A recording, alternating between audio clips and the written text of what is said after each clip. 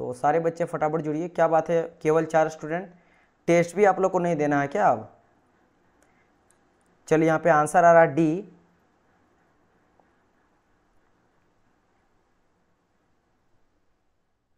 एक सेकंड मुझे कमेंट करने दिए सारे बच्चों को।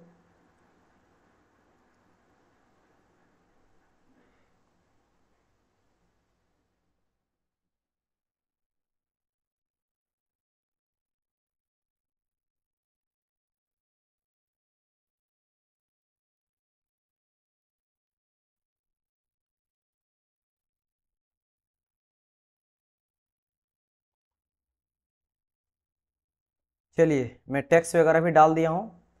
शैलेंद्र, बदन सिंह चढ़िए जुड़ चुके हैं। तो हम लोग यहाँ पे क्या लगाने वाले डियर, पहले मैं आपको समझा देता हूँ। हम लोग फर्स्ट लॉ का 2 टेस्ट देख चुके हैं ना, फर्स्ट लॉ का 2 टेस्ट लगा चुके हैं। बट आप लोग को याद होगा मैं न्यूमेरिकल वाला सेक्शन को छोड़ दिया था, तो हम लोग यहाँ पे न्यूमेरिकल वाला आज टेस्ट देखने वाले हैं। फर्स्ट लॉ का सारे न्यूमेरिकल वाला क्वेश्चन देखने वाले हैं। वैसे कुछ क्वेश्चन आप लोग को रिपीटेड मिलेगा क्योंकि न्यूमेरिकल में ही आते हैं, है ना, न्यूमेरिकल सेक्शन में ही आ जाते हैं, तो उन सबको भी मैं काउंटर करके ले लूंगा। 4-5 क्वेश्चन ही होंगे, उसके बाद जितने मिलेगा वो सारा का सारा आपका फ्रेश और न्यू आपका क्वेश्चन होगा जो मैं छोड़ चुका था। आप लोग याद होगा मैं ग्रीन क्लियर करके सर्कल छोड़ करके छोड़ दिया था सारे न्यूमेरिकल क्वेश्चन को, उसको डील करने वाले हैं। चलिए तो इसका आंसर करिएगा सारे स्टूडेंट, जितने भी स्टूडेंट लाइव हैं, जैसे भी जितने कम से कम स्टूडेंट 5-10 ही मुझे 5 ही नजर आ रहे हैं, तो एटलीस्ट जो है आप लोग कम से कम यहाँ पे करिएगा।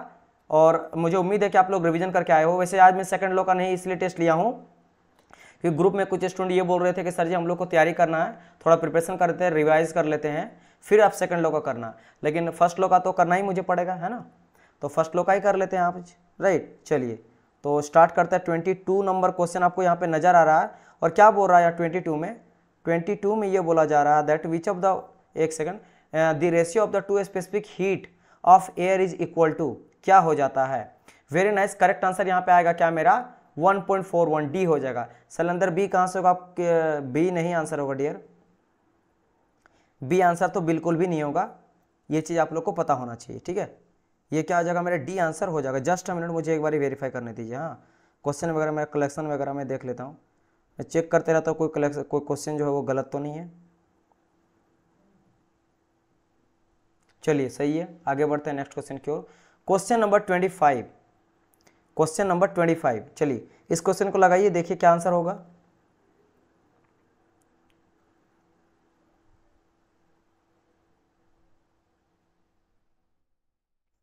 ये गामा का वैल्यू होता है, अगर मैं यहाँ पे आपको बताऊं ना, जस्ट अ मिनट, अगर मैं यहाँ पे बताऊं, ये बेसिकली गामा होता है ना CP/CV, याद है कि नहीं? Specific head constant pressure and specific head constant volume, उसी के रेशियो को हम लोग क्या बोलते हैं 1.41 लेके चलते हैं फॉर एयर के लिए, एयर के लिए, ठीक है, क्योंकि ये एयर का ही बात करा गया है। उसी तरह मैंने बात करा था कार्बन डाइऑक्साइड के लिए, अगर बात करें गामा का वैल्यू फॉर CO2, तो ये मैंने क्या बताया था 1.28 हो जाता है। और एक आ जाता है आपका स्टीम के लिए, गामा फॉर स्टीम के लिए, तो स्टीम के लिए क्या आ जाता है, स्टीम के लिए हो जाता है 1.33। तो ये कुछ क्वेश्चन है जो आपके एग्जाम में पूछा जाता है। चलिए आगे बढ़ते हैं 25 नंबर क्वेश्चन की ओर, और यहाँ पे बच्चे का आंसर बिल्कुल नहीं आ रहा, क्या बात है?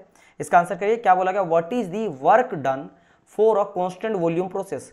कांस्टेंट वॉल्यूम प्रोसेस के टाइम पे बताइए वर्क डन मेरा क्या होता है, कांस्टेंट वॉल्यूम वर्क डन का बात करा गया है। मैं कई सारे प्रोसेस के बारे में आपको समझाया हूं, है ना, जिसमें 25 का बी नंबर, वेरी गुड, इस तरह करके करिए। आशीष कुमार मिश्रा का रहा बी, दिवेश का भी बी, बदन का भी बी, शैलेंद्र का भी बी, 0 हो जाएगा। ऐसा क्यों भाई? क्योंकि मैंने वर्क डन बताया है, कई सारे प्रोसेस का बताया, जिसमें आपका आ जाता है आइसोकोरिक, है ना, आइसोकोरिक आ जाता है, आइसोबेरिक आ जाता है, आइसोबेरिक आ जाता है ना, एडियाबेटिक आ जाता है, क्या आ जाता है मेरा एडियाबेटिक आ जाता है, आइसोथर्मल आ जाता है, आइसोथर्मल आ जाता है, और पॉलीट्रोपिक आ जाता है।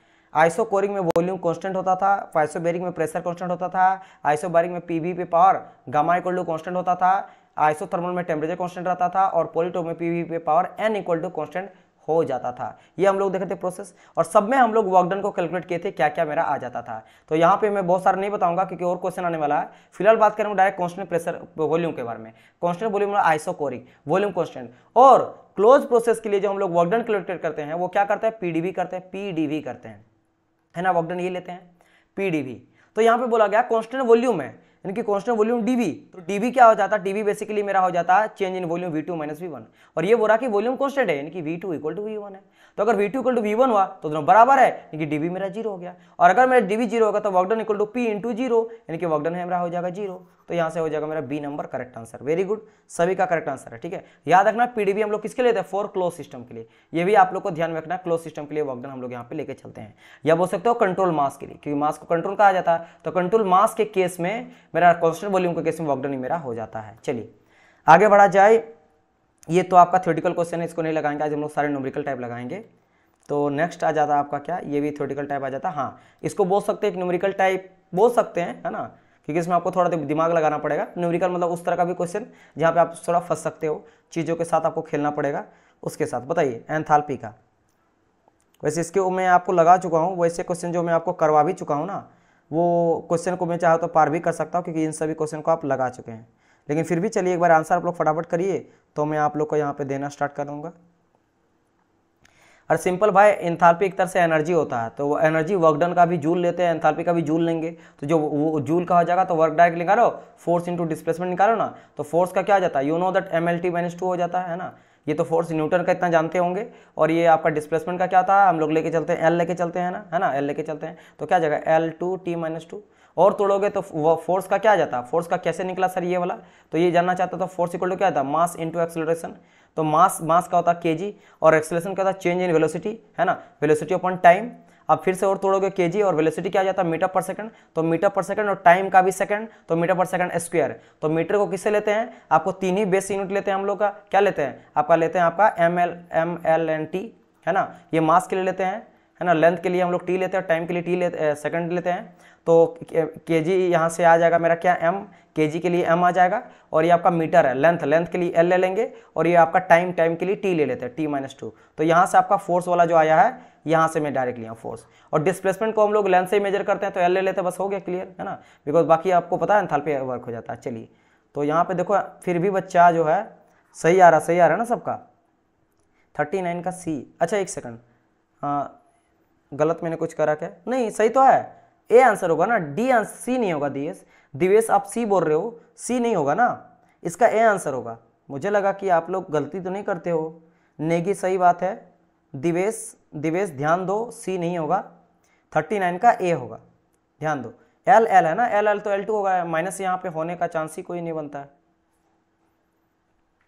ठीक है क्लियर, सॉरी ए, ओके डियर, ठीक है सही हो गया। चलिए ये सभी तो थ्योरेटिकल क्वेश्चन है, आगे बढ़ते हैं न्यूमेरिकल की ओर। हाँ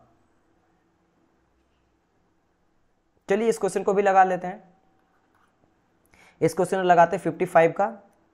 चलिए आंसर करिएगा, क्या आंसर होगा,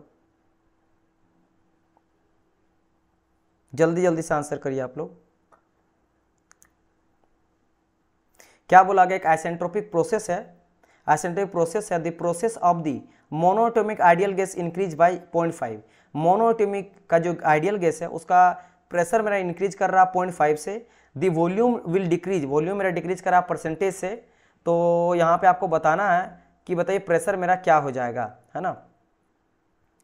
चलिए यहाँ पे आ गया है आंसर, सी जो है वो करेक्ट आंसर है, सी यहाँ पे करेक्ट आंसर है, सी यहाँ पे करेक्ट आंसर है। क्या बोला गया है, the pressure of the monoatomic ideal pressure is 0.5 से यहाँ पे क्या हो रहा है, इंक्रीज कर रहा है। तो मान लेते हैं P1 प्रेशर मेरा अगर P है, तो प्रेशर इंक्रीज कर रहा था, कुछ तो प्रेशर था, तो मैंने जो प्रेशर था उसको P मान लिया, और इंक्रीज जो कर रहा है यानी P2 समझ लो इंक्रीज कर रहा है, कितना इंक्रीज कर रहा है, 0.5 से, जो P था उसके 0.5 से, तो P प्लस 0.5% ऑफ P, इतना इंक्रीज कर रहा है। तो अगर आप इसको करोगे तो क्या हो जाएगा मेरा P, और 0.5 को करोगे तो 5 अपन क्या आ जाएगा 100, 0.5 अपन 100, 0.5 अपन 100 अगर आ जाएगा, तो अगर मैं कुल मिला के, चलो मैं कर ही देता हूँ 100 P, और ये पूरी तरह से आ जाएगा 1.005 P। तो ये क्या आ गया मेरा P2 इक्वल टू, तो P2 इक्वल टू ये निकल गया, और P1 इक्वल टू ये है। अब बोला गया यहाँ पे आइसेंट्रोपिक प्रोसेस, आइसेंट्रोपिक क्या लेते हैं भाई, PV पे power gamma equal to constant. क्या बोला गया सर, इससे पहले जितने क्वेश्चन हो गए प्लीज रिव्यू, इससे पहले मैं आपको बता देता हूँ क्या क्या क्वेश्चन हुआ, देखो एक ये हुआ, ये तो आप लगा ही दिए, अच्छा ठीक है। इसके बाद आपका हुआ था ये वाला, एक हुआ कि वर्कडन लेते हैं, और इसके बाद ये एक हुआ, बस यही। क्योंकि आज मैं आपको बता देता हूं, अभी जो हम लोग लगाने वाले हैं फर्स्ट लो का जो न्यूमेरिकल वाला सेक्शन है उन सभी को लगाने वाले हैं, न्यूमेरिकल वाला क्वेश्चन लगाने वाले, जिसमें आपको कैलकुलेशन का जरूरत पड़ता है। तो ये लगाया गया था कि क्या होता है टू स्पेसिफिक हीट का रेशियो, तो 1.41 हो जाता है, जो CP/CV का होता है, ये पहला था। सेकंड ये था कि वर्कडन मेरा कांस्टेंट वॉल्यूम के केस में क्या होता है, तो कांस्टेंट वॉल्यूम के केस में वर्कडन मेरा 0 हो जाता है ना। तो वही हो जाता कि वॉल्यूम कांस्टेंट डीवी मेरा 0 हो जाता, बस यही दो, बाकी आप लगाते आ रहे हो तो कोई दिक्कत नहीं है, ज़्यादा नहीं छूटा।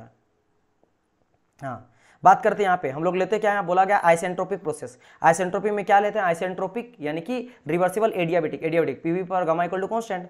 अब ये प्रोसेस का बात करा गया तो मैं बोल सकता हूँ कि P1 V1 gamma equal to P2 V2 gamma. अब यहाँ पे करेंगे क्या, मैं डायरेक्ट बोलता हूँ, प्रेशर का पहले आप रेशियो निकाल लो, है ना, चूंकि यहाँ पे क्या बोला गया है, the volume will be increase, volume का रेशियो पहले निकालो, यहाँ से वहाँ काम आ जाएगा। तो मैं अगर यहाँ करता क्या हूँ कि पहले प्रेशर लिख दो P1/P2 इक्वल टू V2/V1 पे पावर गामा, है ना, और अगर मैं वॉल्यूम निकालता हूं तो क्या आ जाएगा V1/P2 पे पावर 1 गामा आ जाएगा, अगर निकालेंगे V2/V1, है ना, V2/V1।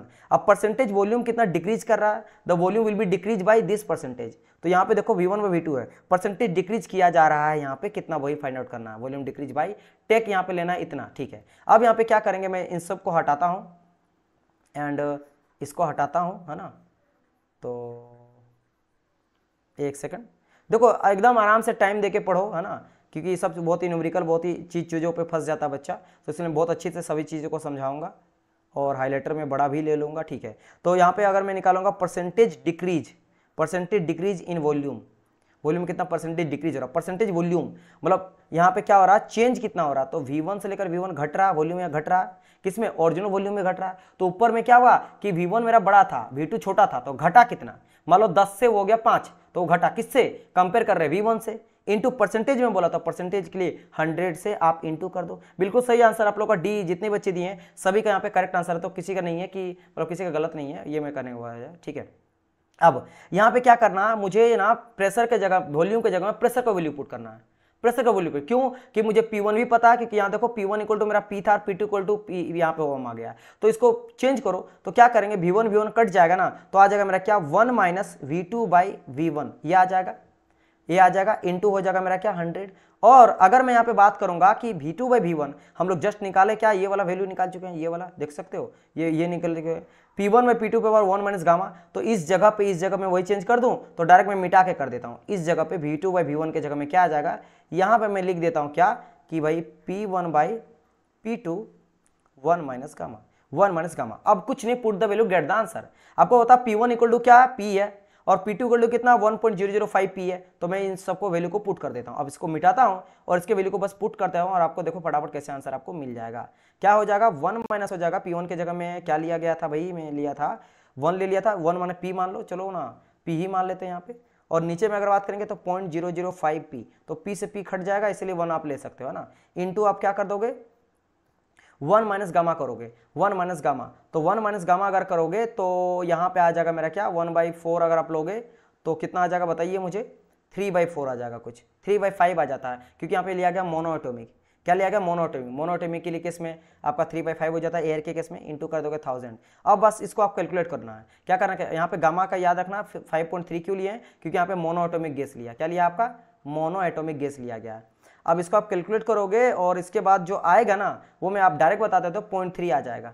बाकी आप लोग आंसर ले ही आए हो, बस आपको कैलकुलेशन यहाँ पे करना और कुछ भी यहाँ पे नहीं करना, ठीक है, बस सब चीज़ यहाँ दिया गया, ठीक है। एक काम करता हूँ, मैं चैट बॉक्स को भी इधर ले आता हूँ ताकि साथ में मुझे यहाँ पे दिखते रहे। चलिए तो बढ़ते हैं आगे ये क्वेश्चन की ओर, बताइए यहाँ का आंसर बताइए मुझे, इसका आंसर मुझे जल्दी से बताइए आप लोग, कहाँ मैं रखूं,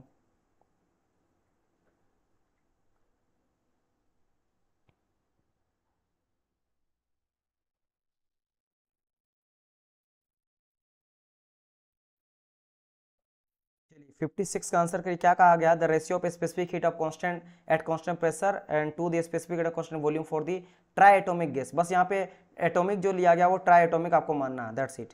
चलिए यहाँ पे आंसर आना स्टार्ट हो चुका है। सबसे पहले आंसर किसका आया है, दिवेश का। दिवेश सी नहीं होगा इसका आंसर, इसका आंसर बी होगा, या पहले का बता रहे आप, अच्छा हाँ इसका सही सही सही है दिवेश, वो पहले का था ना, बी बी बिल्कुल सही है, दिवेश का भी सही है, दिव्या का भी सही है, बदन का भी सही है ना, एवरीवन हैव करेक्ट आंसर, ठीक है। सही बच्चों का यहाँ पे करेक्ट आंसर आया है। आशीष कुमार मिश्रा आपका भी करेक्ट आंसर है, 1.3 हो जाएगा।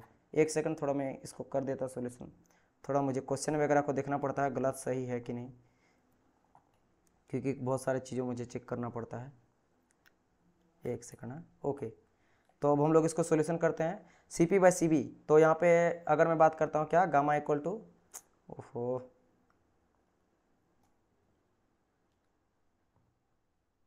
ओके ठीक है।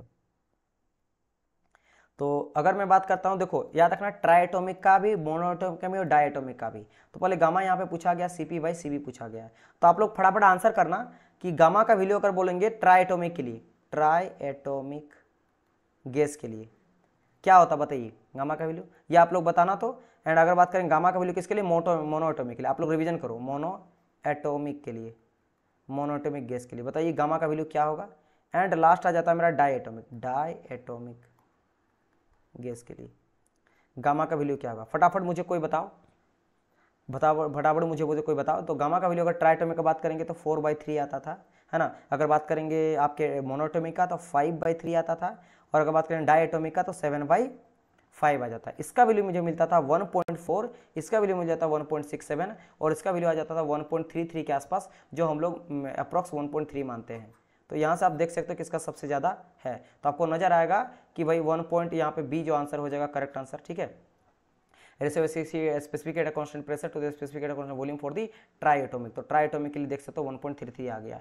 सेम चीज़ अगर बोलेगा आपको मोनोएटॉमिक के लिए तो इतना हो जाता है, और डायएटॉमिक के लिए तो इतना आपको हो जाता है। इन सबको ध्यान में रखना। और यहीं पे अगर बात करेंगे एयर के लिए कितना हो जाएगा, तो एयर के लिए 1.4 हो जाएगा, ठीक है। तो ये कुछ प्रोसेस है, मतलब डायएटॉमिक में ही आ जाता है एयर, क्योंकि एयर जो होता है बेसिकली मॉलिक्यूल से आपको बन रहता है ना। तो एयर का ध्यान रखना, ज़्यादा दिमाग नहीं लगाना यहाँ पे, मोनो का सही है। चलिए ये तो इजी क्वेश्चन है, इसको भी चलो बता ही दो फटाफट। सारे क्वेश्चन मतलब सारे क्वेश्चन ले लेते हैं जिसमें भी थोड़ा बहुत भी कैलकुलेशन है, इसका मुझे बताइए।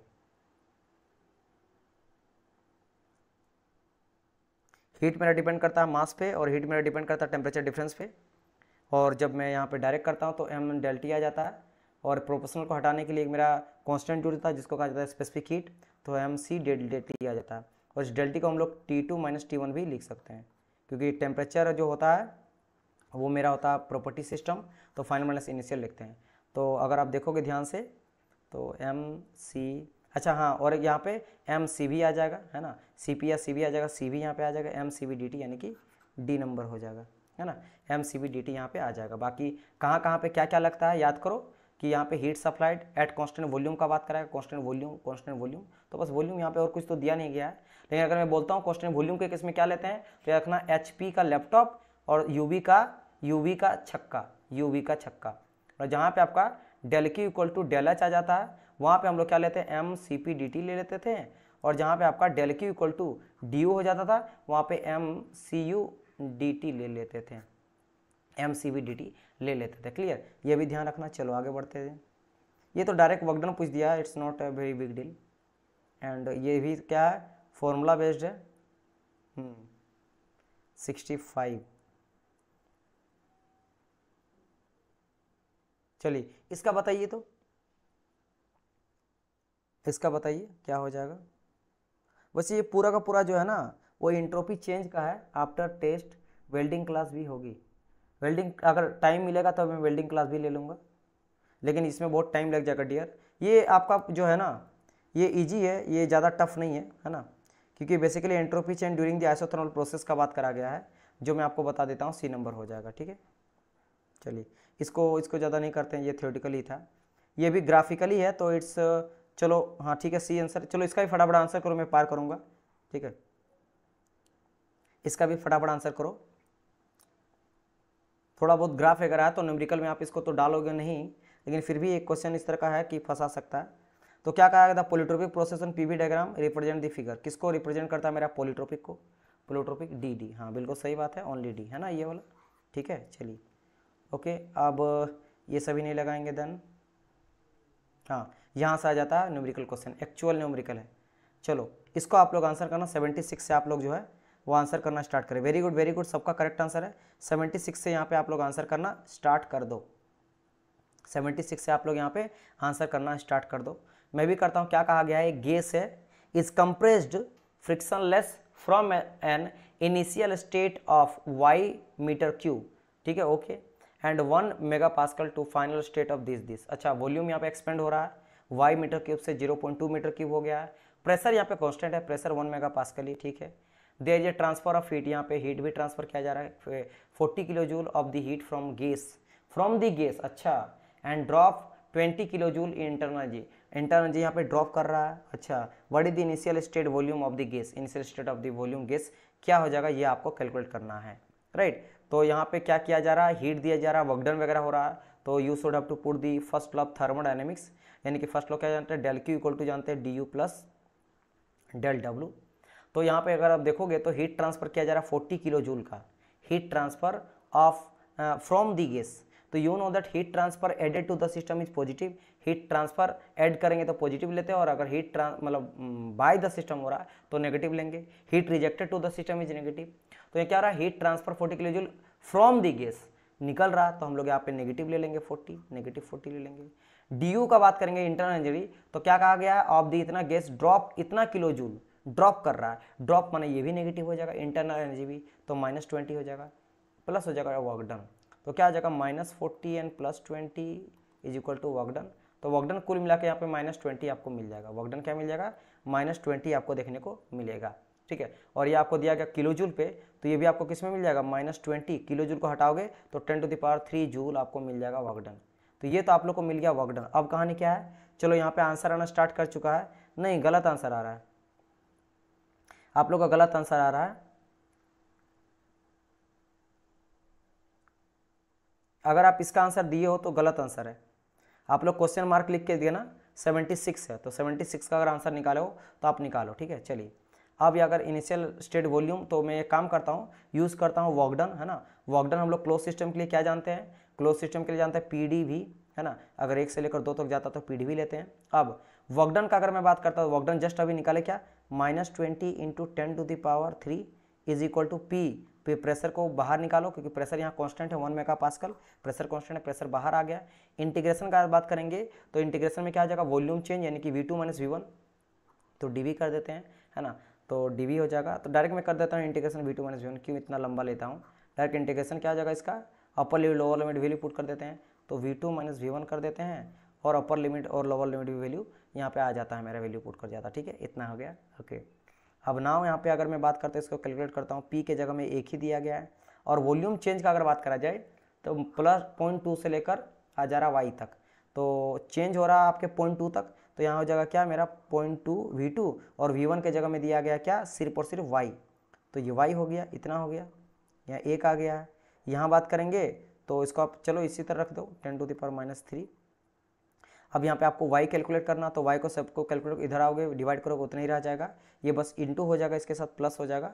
और अगर इसको आप कैलकुलेट करोगे, देखो अगर मैं यहाँ इसको बात करूँ -20 × 10⁻³, तो ये अगर आप देखोगे वैल्यू, तो ये आ जाएगा मेरा क्या 0.02 के आसपास आएगा, तो 0.02 इक्वल टू 0.2 - y, तो y इक्वल टू क्या हो जाएगा, ये आ जाएगा 0.22 आ जाएगा, 0.22 यहाँ पे देखने को मिलेगा, किसका, y का वैल्यू। जब आपको y का वैल्यू यहाँ से मिल गया तो you will get the answer, तो यहाँ पे क्या हो जाएगा आपका, ये हो जाएगा, क्योंकि बेसिकली y क्या है, y बेसिकली आपका वॉल्यूम, इनिशियल वॉल्यूम है। 76 का डी नंबर, 76 का डी आ रहा है, सी आ रहा है, नहीं बी आंसर होगा। देखो आप कुछ गलत कर रहे हो, एक सेकंड में भी थोड़ा करके देख रहा हूँ कि सही है या नहीं। चलिए आप लोग बताइए, गलती मत करो, मैं यहाँ पे प्रॉपर टाइम दे रहा हूँ, प्रॉपर टाइम दे के भी अगर आप गलती करते हो तो फिर कोई मतलब नहीं बना इतना टाइम निकाल के। तो 20, एक सेकंड, इंटू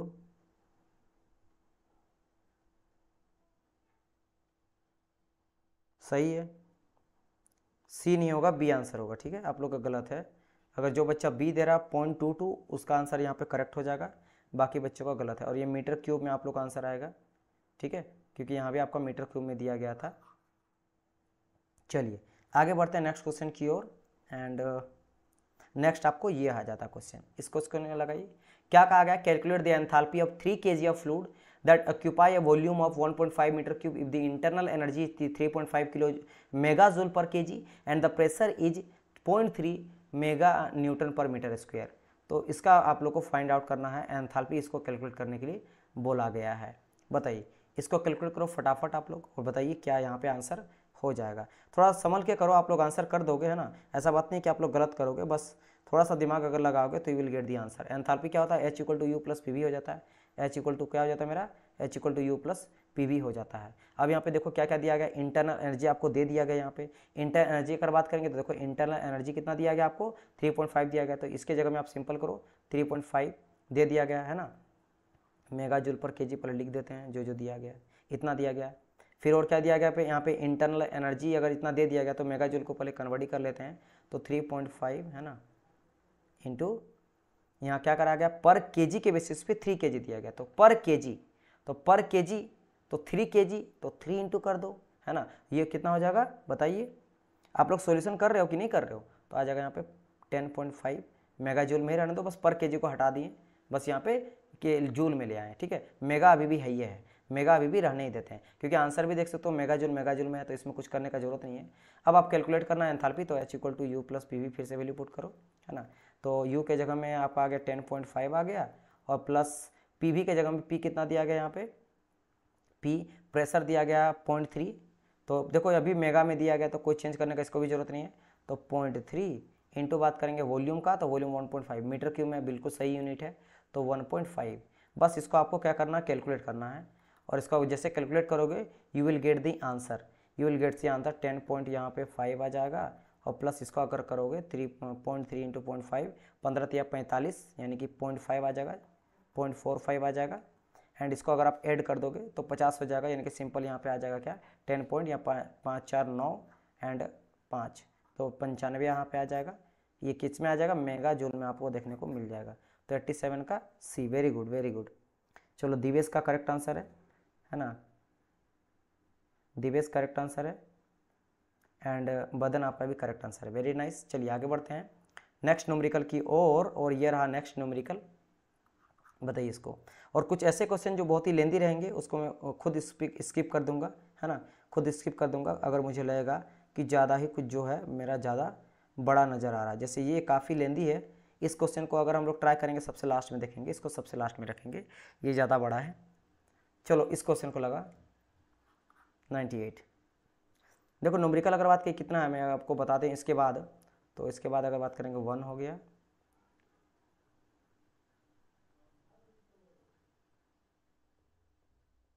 2 हो गया, 3 नहीं 3 नहीं बोल सकते हैं, 3 4 5 6 7 8 9 10 11 12 13 14 15 16 17 18 19 20 20 है, 20 है, ओनली 20 है, तो ज़्यादा बहुत ज़्यादा भी तो नहीं है।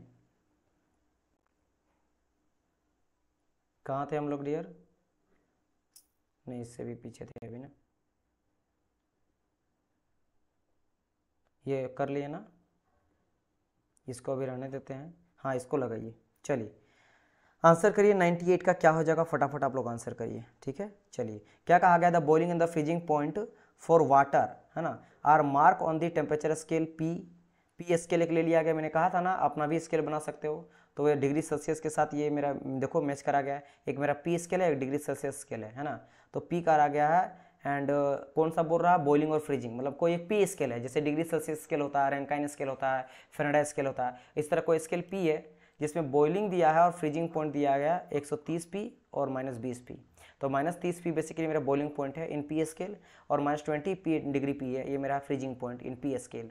तो कहा गया what will be the reading on the this scale corresponding to 60 degree celsius on the celsius scale. तो आपको बोलना कि इतना जो हुआ है रीडिंग दिया गया ये सेम कोरस्पॉन्डिंग 60 डिग्री सेल्सियस में कितना होगा, इसके बारे में आपको यहाँ पे पूछा जा रहा है। तो सबसे पहले बात आपको क्या फंडामेंटल रूल क्या है, जब कोई चीज़ को आप बनाओ तो गिवन वैल्यू चीज़ को लिख दो। तो यहाँ पे क्या कौन सा बात करा गया है, टेम्परेचर बोला गया, टेम्परेचर ऑन पी स्केल क्या क्या दिया गया है, क्या D98 का D नहीं, ना तो D है और ना ही C है, ठीक है। यहाँ पे नेगी का करेक्ट आंसर आ चुका B, 70 डिग्री P होगा। तो आप लोग जो बच्चे गलत दिए आप इसको फिर से री कैलकुलेट करो और आंसर देखो। तो टेम्परेचर ऑन पी स्केल, तो पहली बात यहाँ पे क्या क्या दिया गया है, अगर बात करेंगे यहाँ पे क्या बॉइलिंग पॉइंट, तो TB बॉइलिंग पॉइंट लिखता हूँ 130 डिग्री P दिया गया है। और आपका फ्रीजिंग पॉइंट, यानी कि मैं फ्रीजिंग पॉइंट को बोल देता हूँ क्या, फ्रीज पॉइंट F बोल देता हूँ, TF है ना, TF कितना दिया गया आपका -20 दिया गया P, राइट, ओके। एंड इसके अलावा और क्या गया, डिग्री सेल्सियस में दिया गया यहाँ पे, तो डिग्री सेल्सियस वाला स्केल का अगर मैं बात करता हूँ तो वो दिया गया है 60 डिग्री सेल्सियस, राइट, इतना आपको यहाँ पे दिया गया है। What will the corresponding scale corresponding to the 60 degree celsius scale, बस इतना है। अब आपको पता है क्या रिलेशन, मेनली आपको रिलेशन वैल्यू पुट करना है यहाँ पे आपको न्यू स्केल्स के साथ। तो क्या होता है, मैं आपको तरीका बता देता हूँ। T जो आपका सेल्सियस ले रहे हो इसका फ्रीजिंग पॉइंट कितना होता है, तो 0 होता है ना। और नीचे में क्या करोगे, डिफरेंस लिखो, डिफरेंस हमेशा नीचे में डिफरेंस लिखा जाता है। तो डिफरेंस कितना का होता है, याद करो 100 का डिफरेंस होता है, यानी कि आपका बॉइलिंग माइनस फ्रीजिंग लिख दो, तो बॉइलिंग 100 से स्टार्ट होता है, फ्रीजिंग 100 होता है, ये हमेशा नीचे लिखना सिम, ठीक है। तो क्यों, क्योंकि नीचे देखो ध्यान से, ऊपर में भी फ्रीजिंग और बॉइलिंग ही दिया गया है। अब ये किसका हो गया, डिग्री सेल्सियस स्केल का हो गया, डिग्री सेल्सियस स्केल का हो गया, ये डिग्री सेल्सियस स्केल का हो गया, है ना।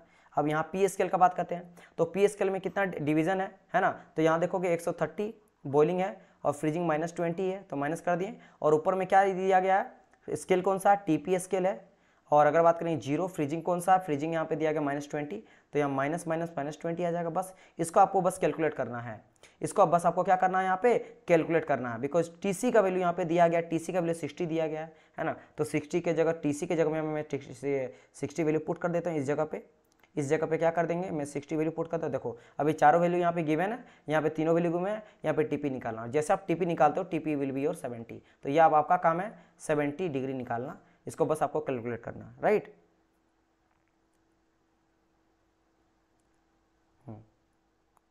बाकी आप इंटू करो, जैसे करो, बिकॉज ये तो अब बच्चा वाला चीज़ है। मैं आपको समझा दिया कि नीचे में हमेशा डिवीजन लिखा जाता है, क्या करता है, डिवीजन, डिवीजन बोल लो, या फिर बोल सकते हो कि जो भी आपका बॉइलिंग माइनस फ्रीजिंग होता है, ठीक है, बॉइलिंग माइनस फ्रीजिंग होता है, तो याद रखना बॉइलिंग माइनस फ्रीजिंग नीचे में लिखा जाता है, और ऊपर में सेल्सियस स्केल लिखो जो भी दिया जाता है ना, और उसमें कितना आपका फ्रीजिंग दिया गया वो लिखो, दैट्स इट, वो लिखो, दैट्स इट, ये करा जाता है आपको। चलिए आगे बढ़ते हैं नेक्स्ट क्वेश्चन की ओर।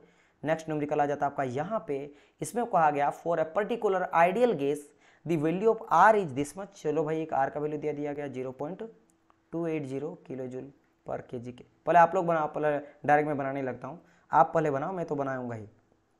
आप लोग इसको स्टार्ट करो जल्दी से और बताओ इसका आंसर क्या हो जाएगा। ये तो बहुत इजी क्वेश्चन है, ये बहुत टफ नहीं है ना। तो आर का वैल्यू यहाँ पे दिया गया, और क्या दिया गया है, the value of gamma, gamma का वैल्यू दिया गया, कितना दिया गया 1.375। The value of CP and CB are respectively in, अच्छा सीपी एंड सीबी दोनों का वैल्यू यहाँ पे पूछा गया है। चलो यहाँ पे आंसर आने लगा, लेकिन आंसर इतना जल्दी करता क्यों दिव्या, इतना जल्दी क्या आप गलत आंसर फट से दे दिए, आप बी आंसर दिए, पहले का था क्या, हाँ बिल्कुल, तब पहले का सही है दिव्या। क्वेश्चन का नंबर लिखा करो प्लीज़, है ना, कि प्रॉपर टाइम मिल रहा है, आप मुझे प्रॉपर टाइम दे रहे हो, तो आप मुझे आंसर भी किया करो इस तरह से, तो आप वो तो लिख ही सकते हो कि कौन सा क्वेश्चन है यहाँ पे। चलो सही है, 100 का लगाइए। तो यहाँ आपको दो रिलेशन पता होना चाहिए, एक होता है मेरा क्या, CP minus CV equal to R, मैंने कहा था ना, मेयर्स इक्वेशन से मैंने करा था CP minus CV equal to R निकला था। तो पहले बात CP माइनस CV के जगह में आर के जगह में रख दो, यहाँ पे वैल्यू क्या 0.280 है ना, आपका बस इतना ही है। ये आप एक रख के इक्वेशन पहला एक बना लो। एंड सेकंड क्या होता है रिलेशन, एडियाबेटिक इंडेक्स का CP अपन CV का। तो ये सेकंड आपका रिलेशन क्या होता है, सेकंड रिलेशन हो जाता है CP by CV equal to gamma, CP by CV, क्योंकि गामा का वैल्यू दिया गया है, तो गामा का क्या करेंगे यहाँ पे हम लोग कर देंगे CP minus CV equal to 1.375। तो ये आपका दूसरा इक्वेशन बन गया। अब इन दोनों इक्वेशन से आपको बस कैलकुलेट करना है। तो अब क्या करेंगे, बाकी चीज़ों को हटाओ, कोई ज़रूरत नहीं है इन सभी को हटा दो, बस ये दोनों चीज़ आपको पता चल गया। अब इन दोनों चीज़ पता चल गया तो सिंपल आपको यहाँ पे कैलकुलेट करना है भाई, CP का वैल्यू निकालो ना, यहाँ से CP का वैल्यू निकालोगे, पॉइंट यहाँ पे आ जाएगा क्या 0.280 प्लस आ जाएगा CV, इसके वैल्यू को यहाँ वैल्यू पुट करो और यहाँ से आपको CP निकल जाएगा, CP यहाँ से निकल जाएगा, जो CP निकलेगा तो यहाँ से CP वैल्यू पुट करके CV का वैल्यू ले आएगा। तो अगर सर एग्जाम में कैलकुलेटर अलाउड होगा क्या, कैलकुलेटर देखो अभी तक तो अलाउड नहीं है, लेकिन अगर समझो मेरी बात, आप बोलेंगे सर जी फिर इतना टफ क्वेश्चन कैसे आपको पूछा जाएगा। देखो वैसे क्वेश्चन जो आपके बन जाएगा, जैसे इस तरह का क्वेश्चन यहाँ पे कोई कैलकुलेटर का नहीं भी चलेगा ना, फिर भी हो जाएगा। थोड़ा बहुत तो वो मांगता है कि आप इतना स्मार्ट हो, क्योंकि रेलवे अगर, चलो ना इस सब चीज़ को मैं हटा देता हूँ, आप टेक्निकल एग्जाम छोड़ ही दो, नॉन टेक्निकल एग्जाम का बात करता हूँ। नॉन टेक्निकल में बैंकिंग का एग्जाम का देख लो, है ना, रेलवे का एग्जाम देख लो, आप रेलवे के एग्जाम में देखोगे मैथमेटिकल क्वेश्चन बहुत ही कैलकुलेटिव भरा रहता है ना। लेकिन हम लोग को क्या होता है ना, देखो MP सब इंजीनियर में होता है, अब इसका तो मुझे नहीं पता, लेकिन मेरा पॉइंट ये है कि आप लोग को अच्छी तरह से तैयारी करना तो होना चाहिए, है ना। हाँ, बस सिंपल सा लॉजिक है कि अगर कैलकुलेटर नहीं अलाउड होगा तो इस तरह का क्वेश्चन नहीं देगा। लेकिन ये मत समझना कि क्वेश्चन नहीं देगा, क्वेश्चन तो देगा, लेकिन आप तैयारी करके जाओ बहुत अच्छा, ताकि इजी क्वेश्चन आए तो लग ही जाएगा। क्लियर? तो आप बिल्कुल टेंशन ना लो। तो अगर कैलकुलेटर नहीं आता तो इतना टफ क्वेश्चन देगा, थोड़ा इजी देगा, क्वेश्चन वैल्यू ऐसा देगा कि आप जल्दी बना लोगे, तो फिर आप आ जाएगा आराम से। चलो आगे बढ़ा जाए। Next next next next next अगर मैं बात करता हूँ यहाँ पे, तो ये रहा नेक्स्ट क्वेश्चन न्यूमेरिकल का। चलिए इसको बनाइए। देखो जल्दी जल्दी में हम लोग यहाँ पे 7-8 क्वेश्चन तो बना ही लिए हैं, 20 क्वेश्चन तो था ही। यहाँ पे क्या कहा गया, एक इंसुलेटेड बॉक्स है जिसमें containing 0.5 kg of gas having CV, इतना आपको दे दिया गया है ना, and fall from balloon 4 kilometre above the earth. ठीक है भाई, तो बोला गया था temperature of to rise the gas when the box hits the ground. जब मेरा हीट करेगा ग्राउंड को तो उस समय टेम्परेचर क्या होगा। तैयारी तो अच्छी कर रहे हैं, कैलकुलेटर कैसे आप फास्ट करें, कैलकुलेशन कैसे फास्ट करें, जितना ज़्यादा आप करोगे प्रैक्टिस उतना होगा। अगर मैं आपको बोलूँगा तो आप कैलकुलेटर का यूज़ ना के बराबर करना, जहाँ पे बहुत ज़रूरत रहे वहीं करना, हर जगह पे कैलकुलेटर का यूज़ ना करो तो आपके लिए बेटर है, क्योंकि कैलकुलेटर से बहुत इजी होगा। हाँ भले चलो अभी तो टेस्ट लगा रहा हूँ मेरे सामने तो जल्दी जल्दी आंसर देना तो आप करो, लेकिन घर में जाके जब इसको सेकंड टाइम रिवीजन करो तो मान लो यहाँ पे 4 5 इंटू 0.5 को कर रहे हो, अब इसके लिए भी KLC यूज़ कर रहे हो तो आप खुद से कर सकते हो, कोई बड़ा तो कैलकुलेशन है नहीं। तो आप उस तरह का चीज़ें जो आप खुद कर सकते हो उसके लिए आप अपना जो है ना दिमाग का यूज़ करो, ना कि कैलकुलेटर का दिमाग का यूज़, तो उस तरह से फास्ट हो जाएगा। और बाकी प्रैक्टिस जो होता है, जितना ज़्यादा प्रैक्टिस करोगे उतना टेस्ट आपका मतलब कैलकुलेशन फास्ट होगा। उसके लिए कोई ऐसा जड़ी बूटी गोली नहीं है कि खाने से टेस्ट हो जाएगा फास्ट, ठीक है, या कैलकुलेशन फास्ट हो जाएगा। चलिए अब आगे बढ़े हैं हम लोग क्वेश्चन की ओर। इस क्वेश्चन को लगाइए जल्दी से।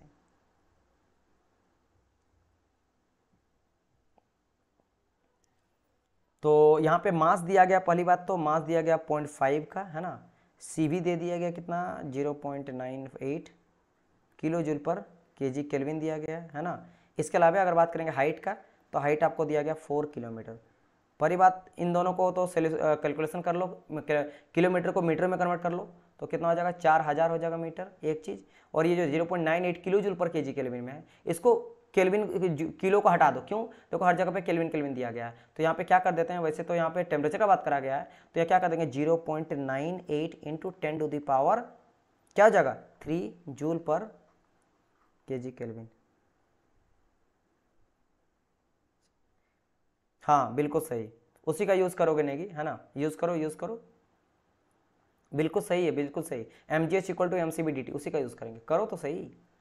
तो यहाँ पे चेंज इन इंटरनल एनर्जी, यहाँ क्या लिखेंगे हम लोग, change in internal energy is equal to change in potential energy.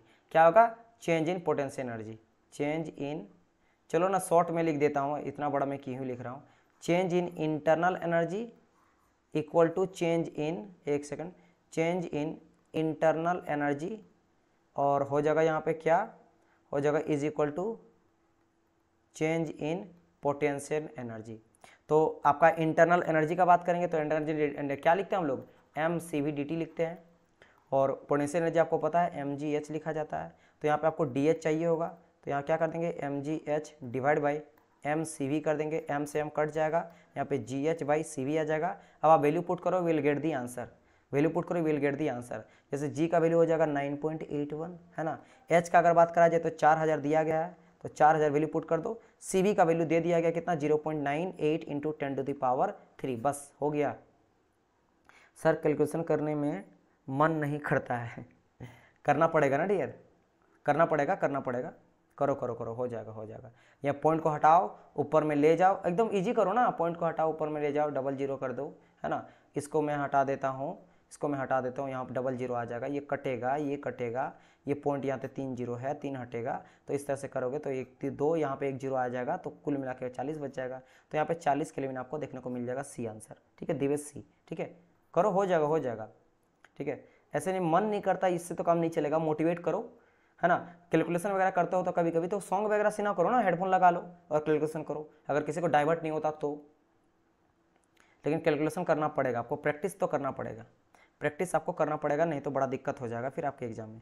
आपके बहुत सारे ऐसे एग्जाम होता है, लेकिन फिलहाल अभी इस एग्जाम को टारगेट किए हो तो यहाँ पे थोड़ा बहुत आपको करके चलना है प्रैक्टिस। अगर नहीं आता है कैलकुलेटर, जो कि बहुत उम्मीद कम है कि आपको KLC पूछा रहा जाएगा, लेकिन मेरा काम है कि आप लोग को तैयारी ढंग से करवाना, अच्छी तरह से करवाना, ठीक है, ताकि आप अच्छी तरह से प्रिपेयर हो जाओ। Thanks for motivation. चलिए ठीक है, आगे बढ़ा जाए। देन चलिए 120 क्वेश्चन नंबर आ जाते हैं। क्या कहा गया? इन अ नॉन फ्लो प्रोसेस, एक मेरा कोई नॉन फ्लो प्रोसेस यानी क्लोज सिस्टम का बात करा गया है। Work transfer from the system is this much and heat receive by the system is this much. ये समझ लेना, Q और आपका W दिया गया है। तो आप देखो यहाँ पे कौन सा अच्छा हीट दिया है और वर्क दिया, हाँ कौन पॉजिटिव होगा कौन नेगेटिव होगा। फिर यहाँ पे चेंज इंटर, ये तो सिंपल सा है। फर्स्ट लॉ थोड़ा इसको वैल्यू पुट करो और गेट द आंसर। ये तो बहुत ही बच्चा क्वेश्चन है। चलिए बताइए इसका आंसर जल्दी से करिए डियर, इसका आंसर जल्दी से कर दो, ये बहुत ही ईजी क्वेश्चन है। हाँ बिल्कुल सही बात है, दिवेश काफ़ी अच्छे कर रहे हैं। तो यहाँ पे डायरेक्ट वैल्यू पुट कर देना, del Q equal to D U plus del W. तो फिर क्या हो रहा है यहाँ पे, अगर मैं बात कर डी यू निकालना है ना, डी यू निकालना है तो हम लोग क्या करेंगे, del Q minus del W कर देंगे और 90 माइनस 30 कर देंगे। तो यहाँ पे 60 जो है वो आपका किलो जूल आंसर हो जाएगा। ठीक है, डी यू इक्वल टू क्या हो जाएगा मेरा 60। बाकी पॉजिटिव नेगेटिव क्यों हुआ, क्योंकि work done, work transfer from the system है ना, work transfer from the system. तो फ्रॉम द सिस्टम दिया गया तो यहाँ पे ये भी पॉजिटिव है ना, वर्क डन। और यहाँ पे हीट रिसीव, तो heat added to the system, you know that कि हम लोग पॉजिटिव लेके चलते हैं। और work done by the system भी पॉजिटिव लेके चलते हैं, दोनों पॉजिटिव ही है। ट्रांसफर किया जा रहा है और एक हीट रिसीव कर रहा है सिस्टम, तो दोनों पॉजिटिव लेंगे। तो कुछ भी यहाँ पे था नहीं ज़्यादा, बिल्कुल सही बात है, सबका करेक्ट आंसर है, दिवेश का, बदन का, नेगी का। ठीक है, चलो भाई आगे बढ़ते हैं। ओके आ जाते हैं इस क्वेश्चन की ओर। इस क्वेश्चन को लगा 124 की ओर। क्या क्या आ गया है, गैस है is compressed frictionless from initial stage of this and this, यानी कि ये आपका वॉल्यूम दिया गया है, ये आपका प्रेशर दिया गया to the final stage of this and this. मैंने इनिशियल वॉल्यूम आपका 0.4 था, फाइनल वॉल्यूम हो गया, आप डायरेक्ट लिख दो ना, V1 equal to 0.4 and V2 equal to 0.2 metre cube में आपको दिया गया। अच्छा ठीक है, P1 दिया गया है क्या 0.1 एंड फाइनल क्या हो जाता है मेरा 0.1। यहाँ ध्यान दो कि प्रेशर यहाँ पे कांस्टेंट है, प्रेशर यहाँ पे कांस्टेंट है, प्रेशर मेरा 0.1 है, तो ये मेरा प्रेशर कांस्टेंट है, ध्यान रखना यहाँ पे है ना। फिर क्या कहा गया, there is a transfer of heat कहा गया, ऑब्वियसली बात है kilo joule heat from the gas. अच्छा ठीक है, तो यहाँ पे क्यू भी दे दिया गया, what is the change in internal energy, तो डी यू इक्वल टू क्या हो जाएगा। तो ये बेसिकली देखो पीवी है, तो पीवी आपको पता है वर्क डन बेसिकली पीडीवी लेते हैं, तो पीडीवी यहाँ पे हो जाएगा, वर्क डन यहाँ पे।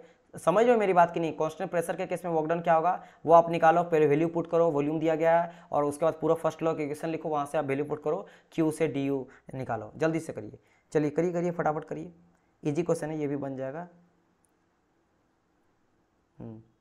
चलिए करिए फटाफट।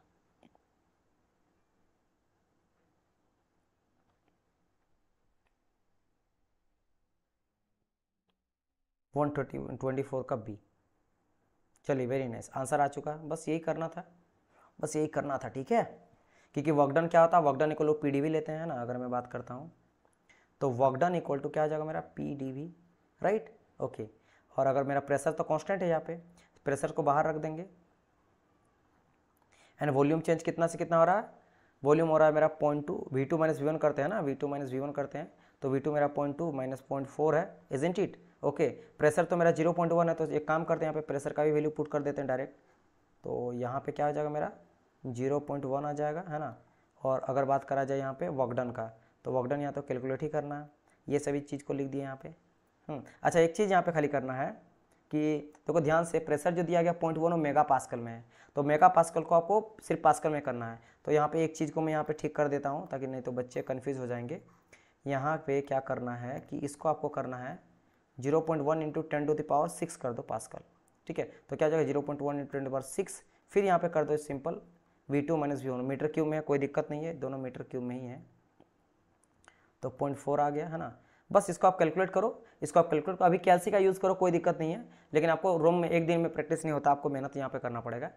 तो यहाँ पे जो भी वैल्यू आएगा मैं आपको बता देता हूँ, लगभग आपका आएगा -22 इंटू 10⁴ आएगा। अब फर्स्ट लॉ का इक्वेशन वैल्यू पुट करो कि Q equal to D U plus del W, और यू नीड आपको क्या चाहिए, Q चाहिए। अच्छा यहाँ पे Q भी दिया गया ना, तो Q आपको क्या दिया, heat transfer 35 from this system दिया गया, यानी कि Q का अगर बात करते हैं -35 दिया गया है, तो यहाँ पे क्या जाएगा -35 is equal to D U, और डेल डब्ल्यू क्या आया, ये भी माइनस आया है, -2 इंटू 10⁴। तो बस इसको क्या करो, अब डी यू को बाहर निकालो, इसको ले आप पॉजिटिव कर दो, तो पॉजिटिव कर दो 35 आ जाएगा है ना, ये 35 आ जाएगा, एंड प्लस हो जाएगा, माइनस हो जाएगा 2 इंटू 10⁻⁻4। ये कुल मिला के आपका जो आंसर आएगा वो -15 आएगा। ठीक है, चलो वेरी गुड, आंसर आ चुका है। प्रोसेस भी मैंने बता दिया। चलिए इसके बारे में बताइए। साइक्लिक प्रोसेस है जिसमें हीट ट्रांसफर किया जा रहा है दिस का। What is the net work done कितना हो जाएगा इसमें बताओ। हीट ट्रांसफर दिया गया, वर्क डन आपको पूछ रहा है। साइक्लिक प्रोसेस है, बस इसी को ध्यान रखना। साइक्लिक मैंने क्या होता है याद करो। मैंने कहा था कि first law of thermodynamics for a process के लिए बात करेंगे तो del Q equal to D U plus del W. ये किसके लिए है? For any process. किसके लिए है? फॉर एनी प्रोसेस के लिए हम लोग ये यूज़ करते हैं। क्या यूज़ करते हैं? First law of thermodynamics, first law energy conservation का। लेकिन अगर बात करेंगे del Q equal to D U plus work done के जगह में अगर वैल्यू पुट करते हैं हम लोग पी डी वी, तो ये किसके लिए होता है? This is for close system. ये हम लोग क्लोज सिस्टम के लिए बात करते हैं, क्लोज सिस्टम के लिए। लेकिन यहीं पे डेल क्यू इक्वल टू हम लोग डायरेक्ट लिखते हैं अगर डेल डब्ल्यू, तो ये किसके लिए बोलते हैं? ये बात करते हैं फॉर साइकिल के लिए। क्यों? क्योंकि यहाँ पे डी यू मेरा जो होता है जीरो होता है। क्यों जीरो हो जाता है? ये साइकिल जहाँ से स्टार्ट करता है वहीं पे आ जाता है। तो यहाँ पे डी यू अगर निकालेंगे U2 माइनस U1, तो इनिशियल फाइनल पॉइंट सेम है, साइकिल घूम गया है, तो ये मेरा जीरो हो जाता है, इक्वल हो जाता है, इसीलिए डी यू जीरो हो जाता है। और ये चीज़, तो यहाँ पे यही चीज़ लगेगा। कौन सा चीज़ लगेगा? दिस वन लगेगा, del Q equal to del W लगेगा। दिवेश भाई तुम चलो इसका आंसर करिए। तो आप लोग दो क्वेश्चन से आगे, अभी आप लोग को वेल्डिंग भी पढ़ना है ना, तो इसको जल्दी करोगे तब ना पढ़ोगे, जल्दी बताइए। और मैं यहाँ पे सॉल्यूशन करूँगा तो वो सही थोड़ा ना, या आप लोग के लिए है ना, तो आप लोग यहाँ पे आंसर करो।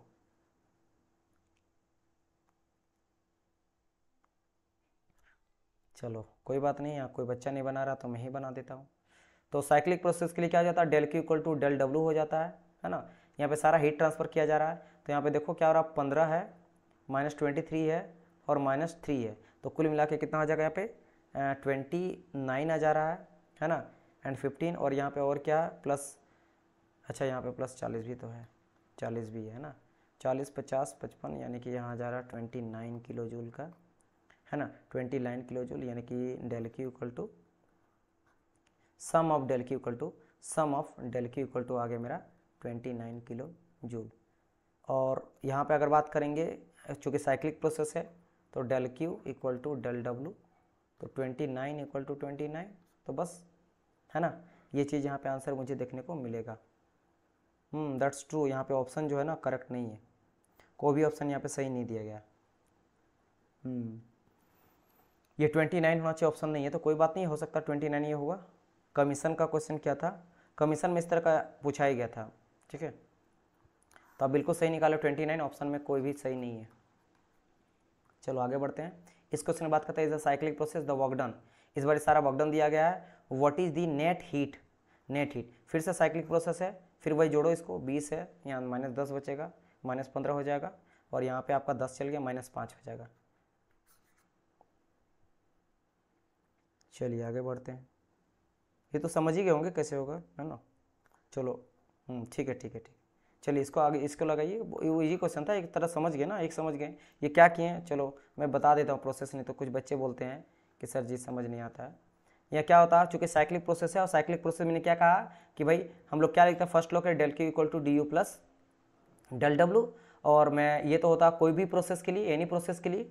और अगर मैं साइक्लिक प्रोसेस बात करता तो यहाँ पे डी यू जीरो हो जाता है, साइक्लिक है, इनिशियल फाइनल सेम, तो हम लोग लिखते हैं साइक्लिक के del Q equal to del W. किसके लिए लिखते हैं? साइकिल के लिए लिख देते हैं। और यहाँ पे आपको सम ऑफ हीट पहले कैलकुलेट करना, जितने भी हीट यहाँ पे इंट्रैक्शन हो रहा है, तो सम ऑफ हीट इंट्रैक्शन आता है, सम ऑफ वर्क डन होता है, तो sum of heat interaction equal to क्या हो जाएगा कि 20, है ना, -30, -5 और +10।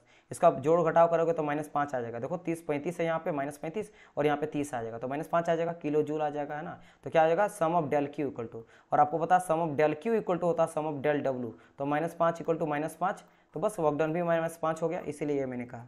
चलिए इस क्वेश्चन को लगाइए अब। बिल्कुल सही बात है। चलो आगे बढ़ते हैं नेक्स्ट क्वेश्चन की ओर। यहाँ पे क्वेश्चन बोला internal energy of the system is a function of temperature only. ठीक है भाई, वो तो होता ही है। तो इंटरनल एनर्जी का मेनली वैल्यू यहाँ पे दिया गया 30 और प्लस 0.5T किलो जूल में दिया गया है। What if the system does the work of this much. अगर मेरा सिस्टम वर्क कर रहा है, वर्क डन कर रहा है, यानी कि पॉजिटिव ही लेंगे, 0.5 ले लेंगे किलो जूल पर केल्विन में। What is the increase heat interaction पर डिग्री टेम्परेचर। तो यहाँ पे बोला कि इंक्रीज कितना हीट टेम्परेचर करेगा, उसके बारे में आपको सिंपल यहाँ बोलना है। यानी कि सिंपल यहाँ पे बात किसका कर रहा है? क्यू का कर रहा है, क्यू इक्वल टू कितना, है ना, what is the increase in heat interaction per degree temperature, इसके बारे में डिस्कस यहाँ पे करा गया है। तो W दिया गया, U दिया गया, Q दिया गया, फर्स्ट लॉ का वैल्यू पुट करो। लेकिन सबसे पहले आपको यहाँ पे इंटरनल एनर्जी जो दिया गया ना, इसको आपको DU के फॉर्म में आपको चेंज करना पड़ेगा, ठीक है। तो यहाँ पे देख सकते हो, अगर मैं इन सबको हटाता हूँ, पहले इसको मैं सिंप्लीफाई पहले कर देता हूँ कि U कैसे दिया, जब भी इस तरह दिया रहता ना, मैं पूरा को ही हटा देता हूँ।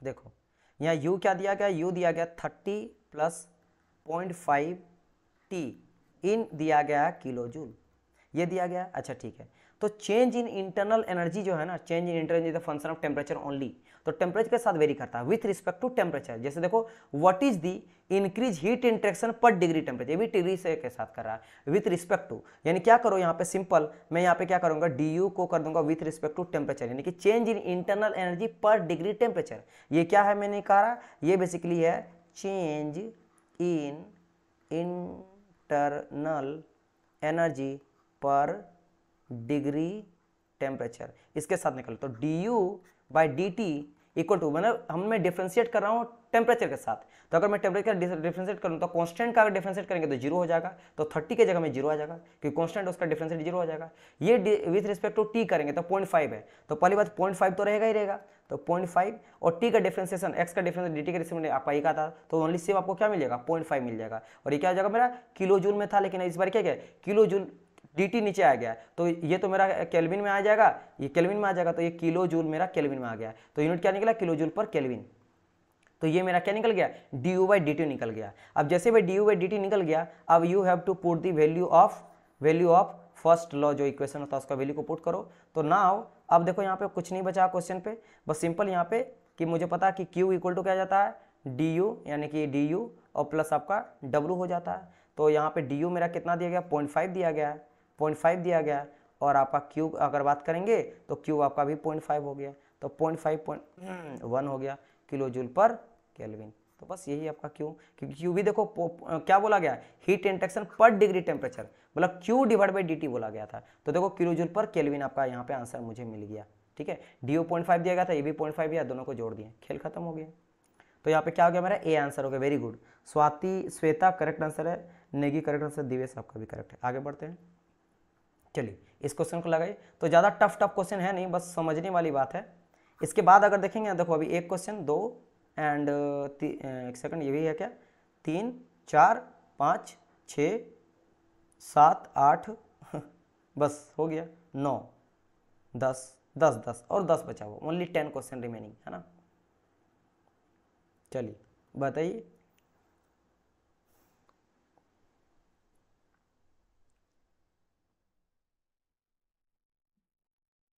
चलिए बनाइए बनाइए बनाइए। ये सब देखो, ये जितने क्वेश्चन अभी बताऊंगा ना, 3 4 क्वेश्चन, वो बहुत ही बच्चा वाला क्वेश्चन है। क्वेश्चन का आंसर लिखना, क्वेश्चन का यहाँ पे आप लोग लिखना कि कौन सा क्वेश्चन है, 130 लिखना, नहीं तो मैं आंसर नहीं चेक करूंगा। 130 का सी, 130 का सी, ठीक है। चलो very nice, very good very good very good very good, सबका करेक्ट आंसर है ना। श्वेता नहीं, श्वेता का आंसर अभी तक हाँ आ गया, ठीक है। नेगी सबसे पहले आंसर आया आई थिंक, दिवेश का, फिर नेगी का, फिर बदन का, फिर श्वेता का, ठीक है, बिल्कुल सही बात है। यहाँ अगर work done by the system, यानी कि वर्क डन मेरा पॉजिटिव है, 45 दिया गया है। और क्या दिया गया भाई, if the internal energy of the system decrease, यानी घट रहा, तो du मेरा नेगेटिव दिया गया, कितना, 15 किलो जूल। तो क्या कहा गया, हीट रिसीव क्या होगा, तो भाई वही फर्स्ट लॉ ऑफ थर्मोडायनेमिक्स, तो Q इक्वल टू क्या आ जाता है मेरा, du + W, तो W 45 है और ये -15 है ना, और ये आपका Q क्या हो जाएगा, बस खत्म, ये 30 हो जाएगा, और क्या। ये तो बच्चा वाला क्वेश्चन था, किलो जूल में आंसर।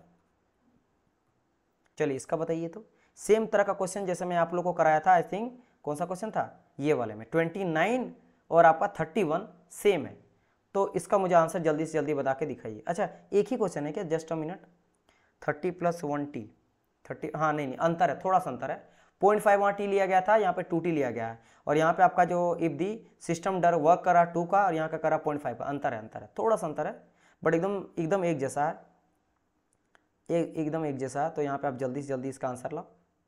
और एक अंतर है, यहाँ पे वहाँ पे दिया गया था इंटरनल एनर्जी, यहाँ पे दिया गया आपका हीट, तो यहाँ पे हीट दिया गया विथ रिस्पेक्ट टू टेम्परेचर, तो यहाँ पे Q दिया गया क्या, 30 + 1t इन किलो जूल पे, तो क्या करोगे, क्यू बाई टी निकालोगे, है ना, क्यू बाई टी निकालोगे, डेल टी निकालोगे, यानी कि आपको मिलेगा क्या, किलो जूल पर केजी में मिलेगा। तो ये 0 हो गया और इसका 1 ही रहा। तो सिंपल, ये मैं इतना करने का जरूरत नहीं है, हम डायरेक्ट 1 ही कर देते हैं। Clear, plus 1 is equal to 1 किस में मिल जाएगा, किलो जूल पर केल्विन में मिलेगा क्या, del Q by T. Del Q by T मुझे मिल गया क्या, ये चीज़ मिल गया। ठीक है, और इसके अलावा क्या दिया गया यहाँ पे, if the system does work इतना, तो सिस्टम वर्क देखो किलो जूल पर केल्विन में ये भी है, मतलब बेसिकली वर्क को कैसे लिख सकते हैं कि del W by del T के रिस्पेक्ट में दिया ये भी। तो ये कितना दिया गया आपको, 2 किलो जूल पर केल्विन। देखो ये भी आपका क्या निकला, del Q by del T के फॉर्म में निकला 1 किलो जूल, ये भी del Q by del W by del T के फॉर्म में निकला किलो जूल पर केल्विन निकल गया। What is the degree internal energy क्या हो जाएगा, तो आप फर्स्ट लॉ का इक्वेशन वैल्यू पुट करो कि भाई del Q by T del T equal to D U by del T, is उसी तरह फॉर्म में लिख दो, सबको डी टी के रिस्पेक्ट में कर दो, है ना। ये देखो क्या कहा, what is the internal energy, increase internal energy per degree temperature, तो ये भी D U by D T करो, तो del W by D T. तो क्या put the value get the answer, ये क्या था, 1 था इज इक्वल टू 2 था इज इक्वल टू ये था, इधर चल जाएगा तो माइनस आ जाएगा 1, 31 का 1, एक सेकंड, सबसे पहले दिवेश का आंसर आया है 131 था ना,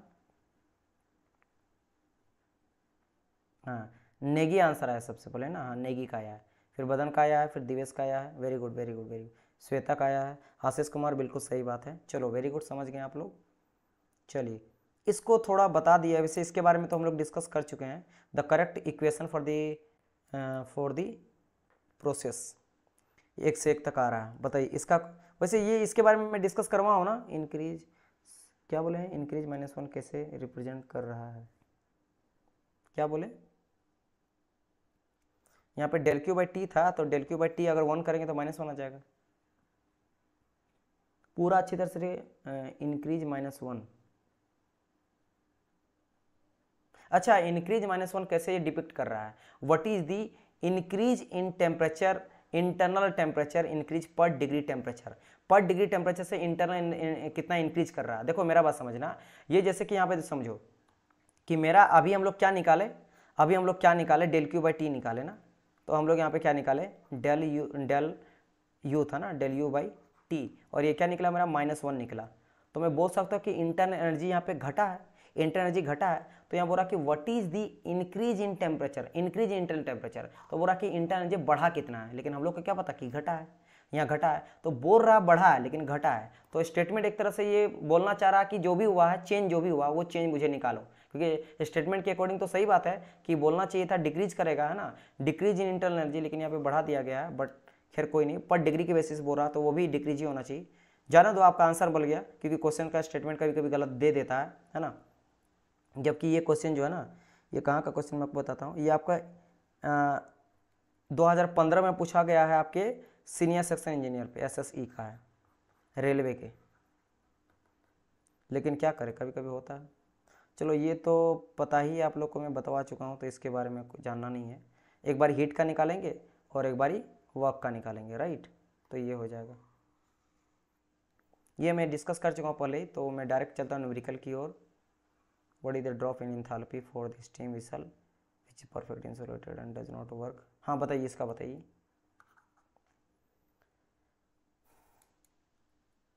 वन 134 का बताइए,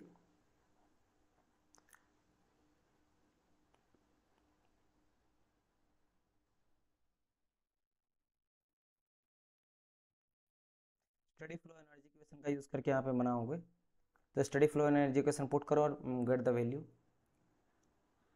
है ना। और एक को ध्यान देना, मैंने कहा था डी, नहीं गलत आंसर है, देखो नेगी आप क्या गलत करो, देखो ध्यान से किलो जूल पर केजी में है, तो मैंने कहा था एक जो इंटरनल एनर्जी क्या था, H1/C1/2 plus GZ1 plus Q देंगे तो H2 plus C2²/2 plus GZ2 plus work, तो मैंने कहा था ये किस में दिया गया है, ये दिया गया आपका किलो जूल पर केजी, केल्विन में, किलो जूल पर केजी में, किलो जूल पर केजी में लिया गया है ना, ठीक है क्लियर। तो इसको जब आप यूनिट में वैल्यू पुट करो तो यहाँ पे क्या करा जाता है, हमको 2000 लेके चलते हैं, 2000 लेके चलते हैं, 2000 लेके चलते हैं कैलकुलेशन में, तो ये इस चीज़ का ध्यान रखना। बाकी आप देखो यहाँ पे आंसर जो है अब वो आने लगा ए, बस अब क्या, अब आप समझ ही गए होंगे। बाकी अगर मैं एंथैल्पी पूरा देता हूँ तो यहाँ पे देख लो क्या क्या होता है, याद है आप लोग को, विसल का बात करा गया है ना, तो कोई भी वर्क तो इसमें होने वाला है नहीं, तो वर्क डन तो जीरो हो जाएगा। एडियाबेटिक लेके चलते हैं तो क्यू भी जीरो हो जाएगा। डेटम का भी कोई खेल है नहीं, तो डेटम भी जीरो हो जाएगा। तो बचेगा यहाँ पे क्या, अगर मैं बात करता हूँ okay, perfectly insulated and does not work, हाँ exit velocity of the steam, तो ये वेलोसिटी को बढ़ाएगा। तो हम लोग अगर H1 करेंगे, H1 माइनस H2, तो क्या आ जाएगा यहाँ पे, तो ये आ जाएगा मेरा C2² बाई 2000 हो जाएगा, राइट। एंड अगर बात करें C1 को, तो C1 यहाँ पे कोई मेंशन नहीं करा गया, तो इसको भी नेग्लेक्ट कर देना कि because you know that it's increase the velocity.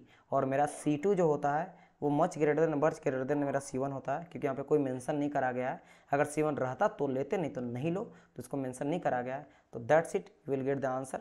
और C2 का वैल्यू आपको यहाँ पे दे दिया गया 40, तो वैल्यू पुट करो 40, है ना, मीटर पर सेकेंड पे दिया गया है ना। तो 40 इंटू 40 आ जाएगा, इंटू 2000 आ जाएगा, 3 जीरो है, 1 जीरो 1 जीरो 2 जीरो, तो 4 16 20, तो 0.8 आंसर हो जाएगा।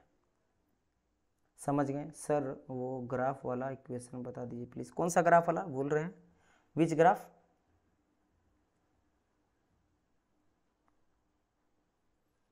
कौन सा ग्राफ वाला बताइए बताइए, मैं आगे क्वेश्चन पढ़ता हूँ। चलिए इसको, अच्छा ठीक है, बाद में बता देंगे, जो भी रहेगा आप बताओ कौन सा ग्राफ। ग्राफ तो बहुत सारा बताए हैं, पहले हम लोग क्वेश्चन लगा लेते हैं, फिर जो भी रहेगा लास्ट क्वेश्चन, लास्ट क्वेश्चन का ये ग्राफ वाला। अच्छा ठीक है, मैं बता दूंगा, ठीक है, टेंशन ना लो, ये हम लोग देख चुके हैं डियर। मैं जब आप लोगों को पढ़ाया था ना, याद करो, तब मैं बता चुका हूँ। ये कुछ नहीं करा गया है यहाँ पे, अगर आप ध्यान दोगे तो यहाँ पे प्रोसेस 1 से लेकर 2 तक जा रहा है, 1 से लेकर 2 प्रोसेस जा रहा है, बेसिकली साइक्लिक प्रोसेस है। तो sum of heat equal to sum of work, है ना, sum of heat equal to जितना भी हीट और वर्क हो रहा है, तो हम लोग क्या मान के चलते हैं, sum of heat equal to sum of work, कि कुछ मान लो इसमें हीट हो रहा है, कुछ वर्क डन हो रहा है, तो यहाँ पे 1 से लेकर 2 तक आ जा रहा है, तो हो सकता है 1 से 2 के बीच में कुछ वर्क डन हुआ है, कुछ हीट हुआ है, तो मानते हैं कि कुछ यहाँ पे हीट हुआ, सम ऑफ Q1 हीट हुआ है, ट्रांसफर हुआ जो 1 से 2 तक गया है ना, 1 से 2 तक गया है। और हो सकता है कि 2 से 1 के बीच में भी कुछ मेरा हुआ हीट, तो Q भी ले लेते हैं, 1 से 2 या फिर 2 से 1 मान लो। सिमिलरली वर्क का बात करेंगे तो दोनों में कुछ कुछ वर्क हुआ होगा, हो सकता है वर्क जो हुआ है वो 1 से 2 के बीच में कुछ वर्क हुआ है, और आपका 2 से 1 के बीच में कुछ वर्क हुआ, 10 इतने ही लिख देना, यही तो है।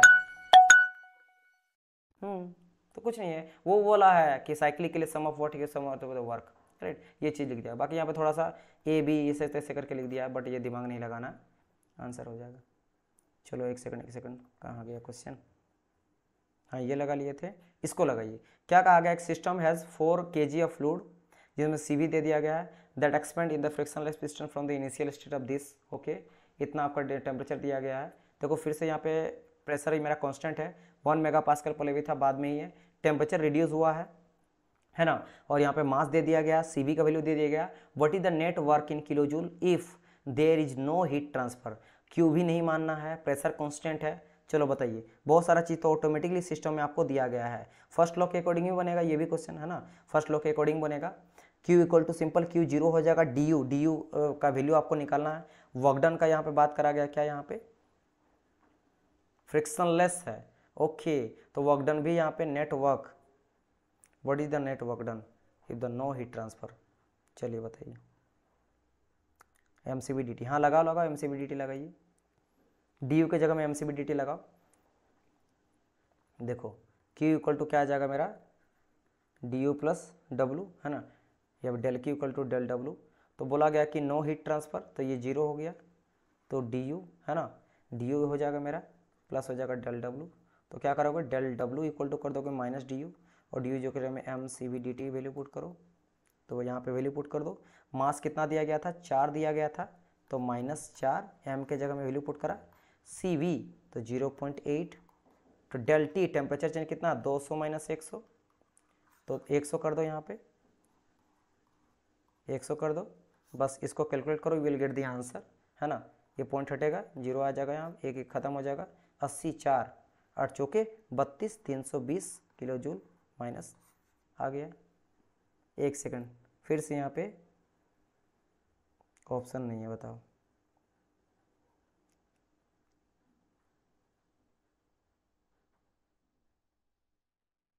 नहीं, वर्क डन तो मेरा 320 आ रहा, तो यहाँ पे ऑप्शन नहीं दिया गया है, तो यहाँ पे कोई भी ऑप्शन नहीं होगा, ठीक है। 80 कैसे लाएं बताइए आप मुझे, कैसे आप 80 लाएं? डिफरेंस बिल्कुल सही लिए हैं टेम्परेचर का। अच्छा, आप बोलेंगे सर जी हम लोग डिफरेंस जो टेम्परेचर लेते हो केल्विन में लेते हैं, डिफरेंस हमेशा सेम रहेगा, तब आप केल्विन में करने का जरूरत नहीं है। क्यों? सपोज करो यहाँ पे T1 टेम्परेचर दिया गया था 200, तो अगर 200 में 273 जोड़ते और T2 टेम्परेचर दिया गया था 100, इसमें फिर से 273 जोड़ते और जोड़ने के बाद फिर से घटाते, तो कुल मिला के 100 ही आता। क्योंकि समझो जब आप घटाते हो तो 273 घट ही जाएगा, है ना। तो डिफरेंस हमेशा यही लेंगे। मास ना लिया श्वेता,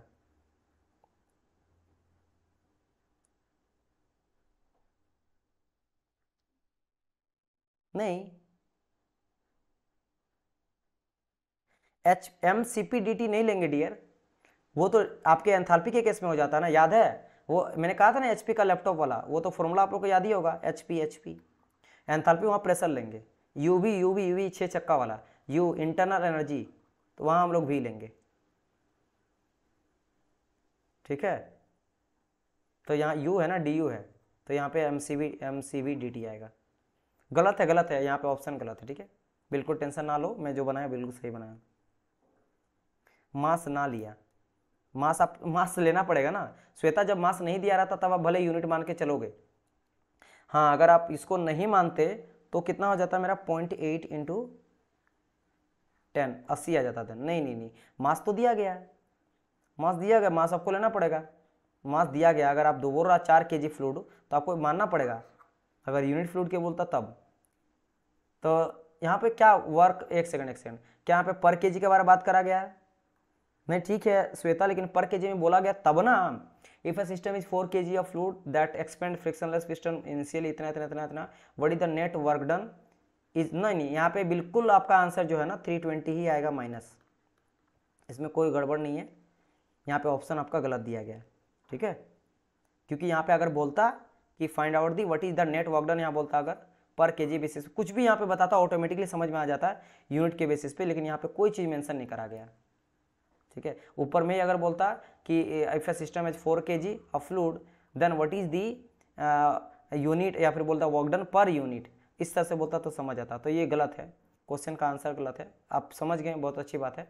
चलो आगे बढ़ते हैं 136 की ओर, इसको लगाइए।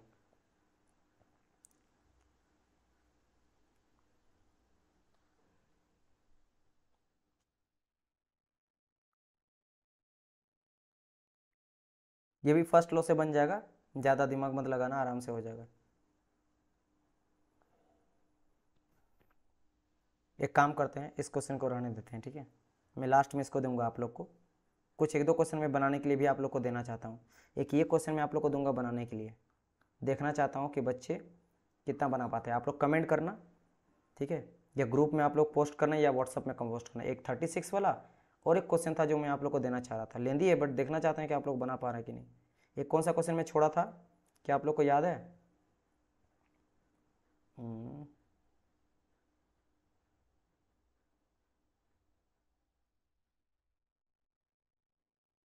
कहाँ खो गया भाई? एक क्वेश्चन तो था जो मैं छोड़ा था, हाँ ये वाला 95, ये आपका SW है, ठीक है। एंड अभी वाला फुटबॉल वाला, यस। एंड अभी कौन सा था? ये बनाओ तो आप लोग बोला, थोड़ा क्वेश्चन आप लोग को भी देते हैं, क्योंकि यहाँ पे थोड़ा सा चेंज करा गया, लेकिन इसमें आप कंफ्यूज हो जाते हो क्या।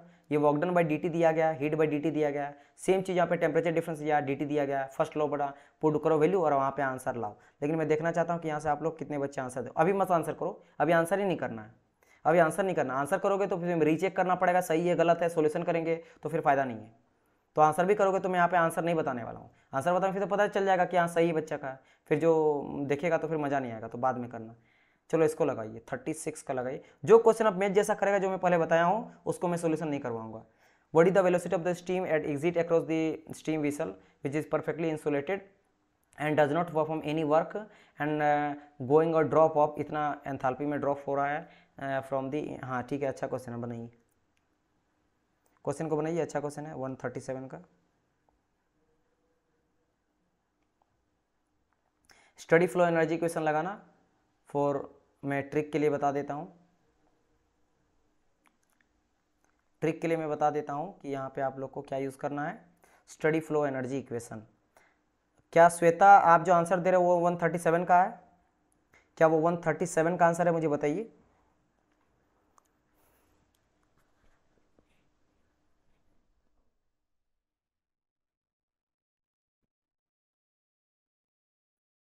यस, बिल्कुल सही करेक्ट आंसर है। डायरेक्ट आपको यहाँ पे एंथैल्पी ड्रॉप है और व्हाट इज द वेलोसिटी, तो आपको पता है C2 याद है, रूट अंडर क्या होता था, हम लोग लेते थे 2 लेते थे into enthalpy drop H1 minus H2 लेते थे। इसी का यूज़ यहाँ पे करना है, H1 माइनस H2 का यूज़ करना है। बट यहाँ पे ध्यान रखना किलो जूल पर केजी में है, तो यहाँ 2 के जगह में 2000 मिलेंगे, बस दैट्स इट। तो यहाँ पे क्या आ जाएगा, रूट अंडर में कर देता हूँ 2000 इंटू 0.2, बस आंसर यहाँ पे आ जाएगा। तो आई थिंक ये निकल जाएगा मेरा 20, बी आंसर हो जाएगा, ठीक है। यस, चलो 139 इस क्वेश्चन पाइए तो जल्दी फटाफट और इसको लगाइए। इसमें मोलिकुलर वेट कहा गया है, मोलिकुलर वेट कहा गया है, इसको लगाइए। क्या कहा गया, 2 gas A and B with their molecular weight 28 and 44, ठीक है। ये तो देख के ही लग रहा है कि 8 दो दिया, एयर का दिया गया 29 होता है, और ये आपका किसका था, कार्बन डाइऑक्साइड का हो जाता है ना। तो ये तो दोनों का दिया गया है, atomic weight of A and B, atomic weight of A लेंगे और वर्क डन लेंगे और यहाँ से हम लोग निकालेंगे।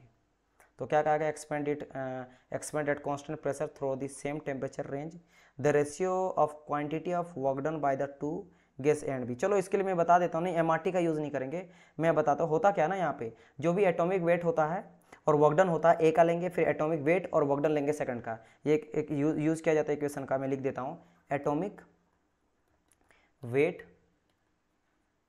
Of A into work done of A is equal to क्या आ जाएगा, atomic weight of B into work done of B.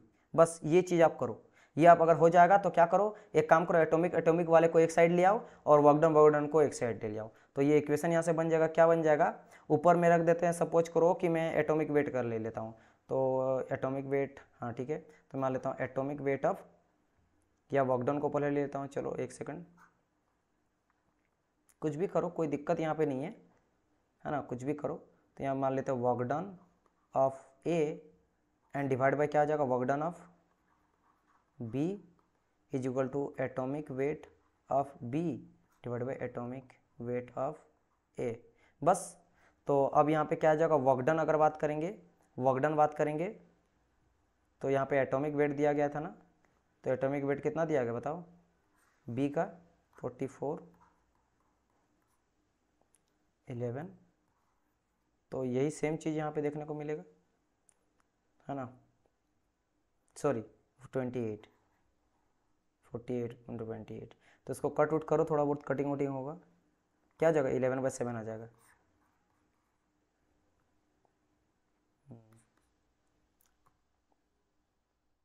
Football inflated, तो इसको भी क्वेश्चन मैं आप लोग को देता हूँ, ये 2 क्वेश्चन करो, 3 क्वेश्चन आपका हो गया, 3 क्वेश्चन ये सभी को आपको कमेंट करना है। यहाँ पे पता है एक चीज़ को मैं यहाँ बता देता हूँ, यहाँ पे यूज़ क्या करना है, आपको एब्सोल्यूट वाला करना है, P absolute equal to P gauge pressure plus P atmospheric pressure, उसका आप यहाँ पे यूज़ करोगे। उसके अलावा यहाँ पे ज़्यादा कुछ चेंज नहीं करना और आपको आंसर मिल जाएगा, बट कुछ तो प्रैक्टिस में आपको दूंगा ना, थोड़ा ढंग का क्वेश्चन, तब ना मज़ा आएगा। एंड चलो अब ये कुछ क्वेश्चन बचा हुआ है, इन दोनों 2 ही क्वेश्चन और बचा हुआ, बस खत्म।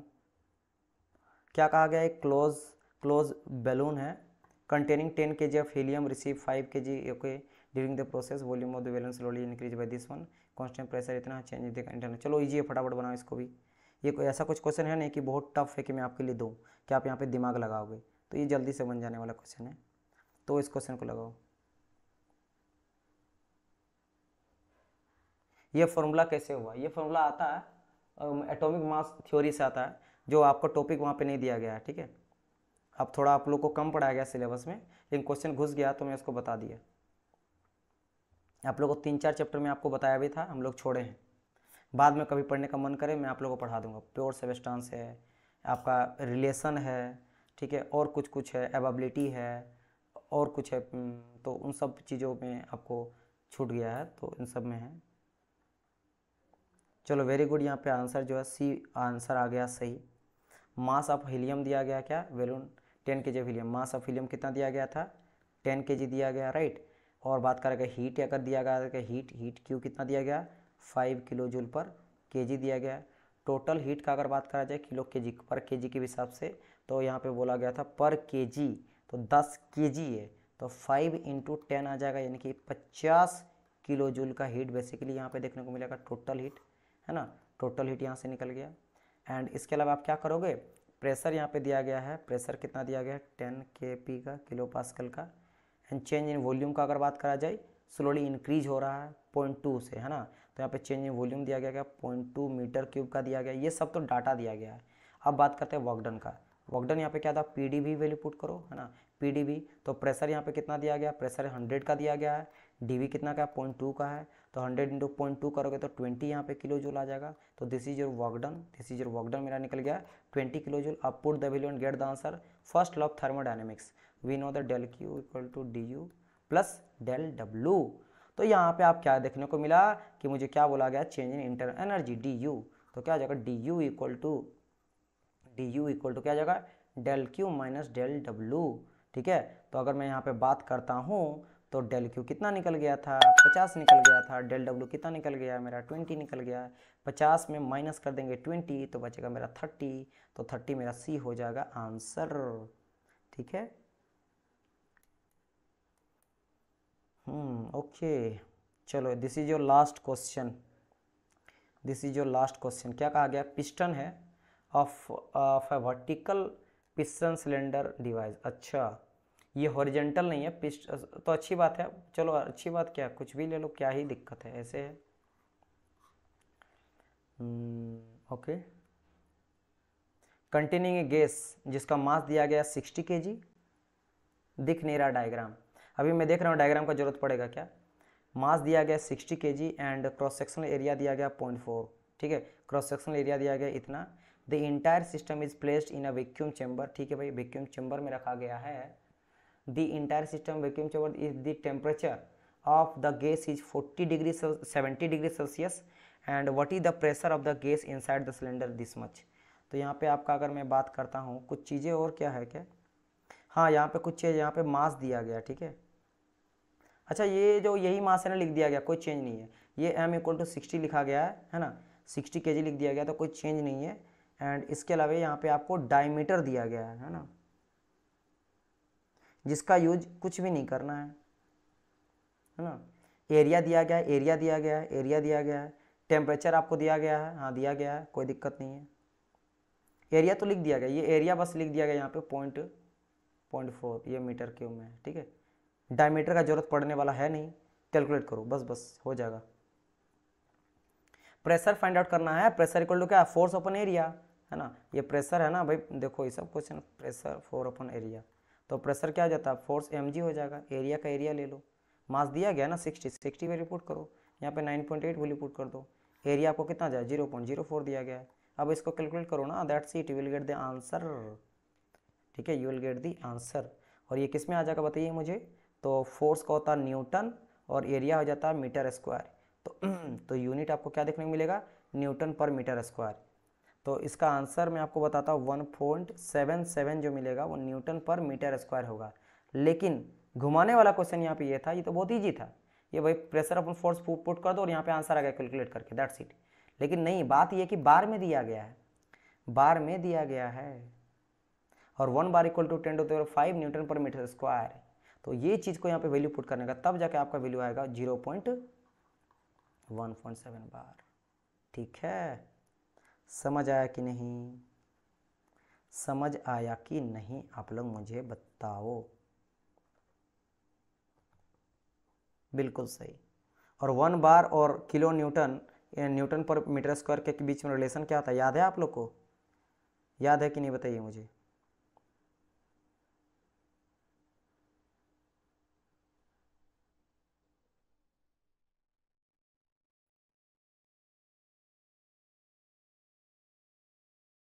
दोनों के बीच में रिलेशन क्या होता है, याद है किसी को, मैं बताया था।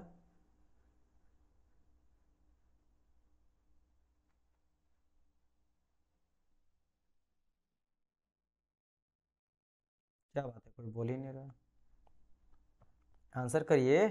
1 बार इक्वल टू, पास्कल में लेते थे 10⁵ पास्कल, और ये पास्कल क्या होता था, मेरा यूनिट होता था। किलो पास्कल में बोलेंगे तो उसको 1000 पास्कल, सॉरी 100 किलो पास्कल बोल दिया जाता था। ठीक है, इन सभी चीज़ को ध्यान रखिएगा। यानी पास्कल को आप लिख लो न्यूटन पर मीटर स्क्वायर। तो वही मैंने कहा 1 बार इक्वल टू क्या हो जाता है मेरा, 10⁵ newton per metre square. Pascal, yes yes. Bar मेरा बड़ा यूनिट होता है या छोटा यूनिट होता है, तो you should have to remember this कि मेरा जो बार होता है वो मेरा बड़ा यूनिट होता है, बड़ा, क्योंकि 10⁵ पास्कल इक्वल टू होता है मेरा 1 बार। यानी कि न्यूटन पर मीटर स्क्वायर मेरा बड़ा यूनिट नहीं होता, छोटा यूनिट होता है, जो कि ऐसा यूनिट हम लोग लेके चलते हैं पास्कल ही। और पास्कल क्या होता है मेरा, ऐसा यूनिट होता है, ऐसा यूनिट। समझ आई मेरी बात की नहीं? समझ आया मेरी बात की नहीं?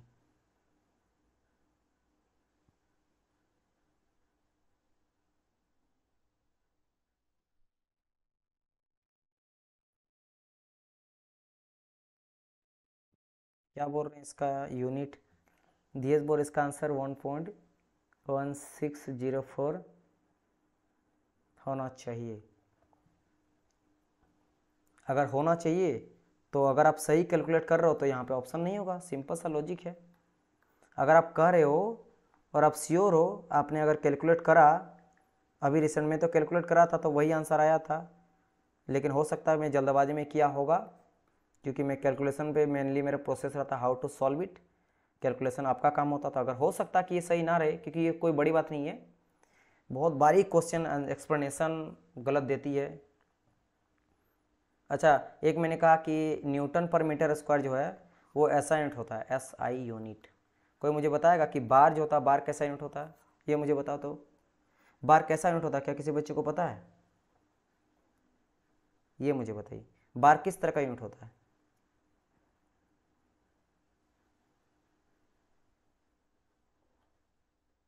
बार कैसा यूनिट होता है वो मुझे बताइए।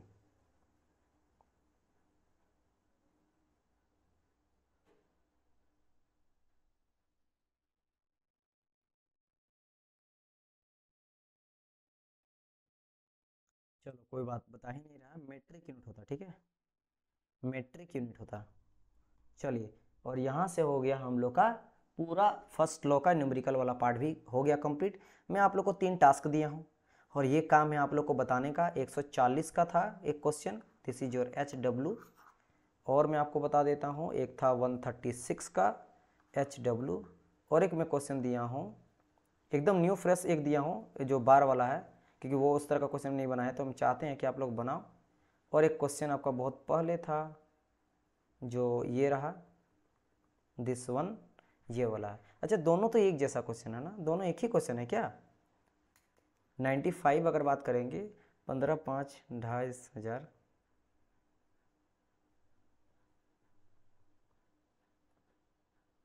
अच्छा, एक्चुअल में 2 ही क्वेश्चन है, ये रिपीटेड क्वेश्चन है, 2 ही क्वेश्चन आपको मिला है, बस इन दोनों क्वेश्चन को आपको लगाना, बस 2 ही क्वेश्चन दिए हैं ना, हाँ 2 ही क्वेश्चन दिए हैं। चलिए, तो यहाँ खत्म हो जाता है।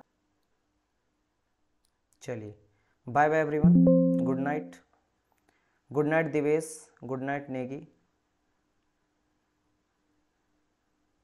चलिए आ जाइए, छुट्टी में बिल्कुल आइए, बिल्कुल बिल्कुल आ जाइए, एकदम आ जाइए घूमने के लिए, बिल्कुल टेंशन ना लो, पूरा जगह पड़ा हुआ है ना। चलिए okay dear, okay, take care, good night, good night. आप लोग का वेलकम है, जब मन करे आ जाना, मैं आप लोग के लिए रेडी रहूँगा, है ना। चलिए बाय बाय, गुड नाइट।